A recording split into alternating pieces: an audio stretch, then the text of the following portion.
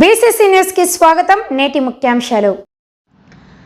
Tirumala డ్రైవర్పై constable దాడి. Tirumala Madhavaram guest house ఎదురుగా bus నిలిపి ప్రయాణికులను ఎక్కించుకుంటూ ఉండగా జరిగిన ఘటన.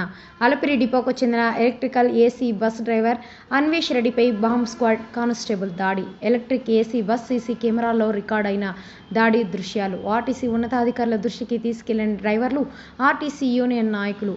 డ్యూటీలో ఉన్న డ్రైవర్పై దాడి చేసిన బాంబ్ స్క్వాడ్ సిబ్బంది తిరుమల 2 టౌన్ పోలీసులకు ఫిర్యాదు చేసిన ఆర్టీసీ డ్రైవర్ యూనియన్ నాయకులు.